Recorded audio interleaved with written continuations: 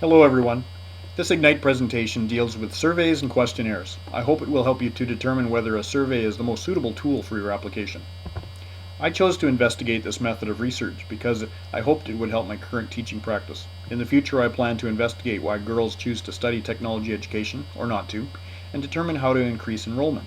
I'm hoping a survey can reach many girls and clarify the situation for me. I'm sure we can all recall media reports of survey results relating to politics, like polling and public opinion, or the Canadian census, marketing phone calls, and of course the ubiquitous reports from Trendy Research. Surveys and questionnaires are everywhere, and for good reasons. Users like surveys for a few main reasons. They can be very cost-effective method of gathering data from large samples and over long distances. The surveys can be standardized and repeated many times, and administering a survey is easy. But there are some technical advantages in support for using surveys over the other forms of data gathering. In a moment I will discuss qualitative type surveys, but in terms of quantitative applications, three advantages are: probability sampling. A properly chosen sample of respondents lends confidence to the data and can represent a larger population through statistical analysis. Standardized measurement. A properly designed survey is standardized and data is comparable amongst each respondent. Special purpose survey. Customizing of the survey ensures that data specific to the research is being gathered.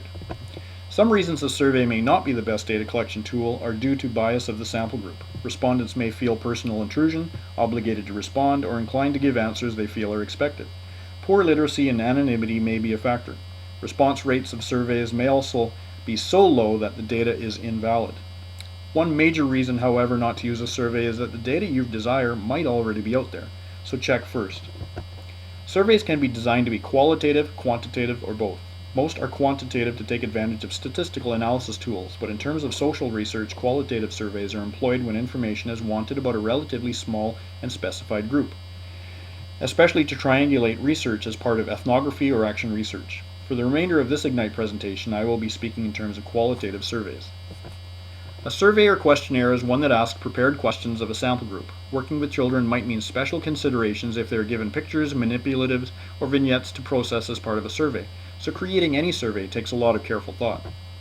The design of surveys comprises 5 main elements. What is the survey trying to find out? Who is going to be approached?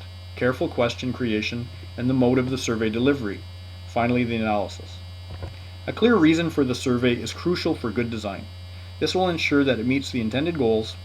The time and difficulty of questioning a sample group is too great to risk unusable or incomplete data.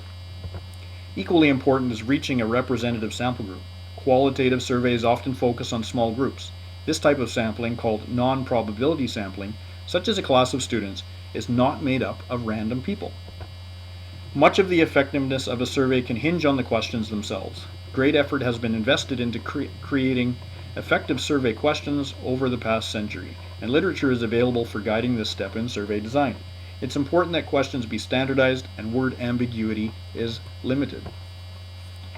The methods of survey delivery has changed with technology, moving from door-to-door visits to mail to telephone and now to the internet. It's important to consider the mode of survey delivery and how it may impact the return rates and possible biases of results due to certain people having access to the survey relative to others who may not.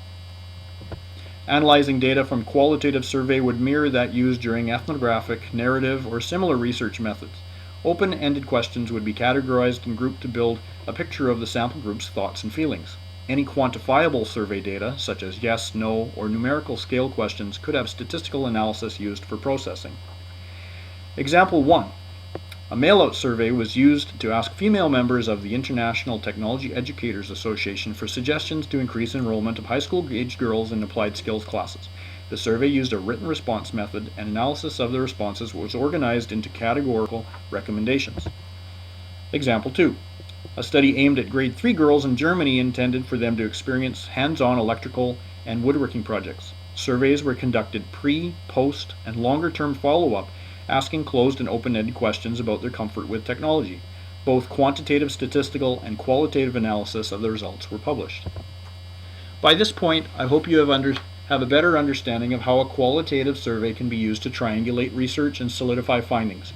The ability of a survey to achieve this depends on proper sample group, careful question design, and thoughtful analysis of results. So far, I have learned that a survey or questionnaire is appropriate for investigating my questions about girls and technology education.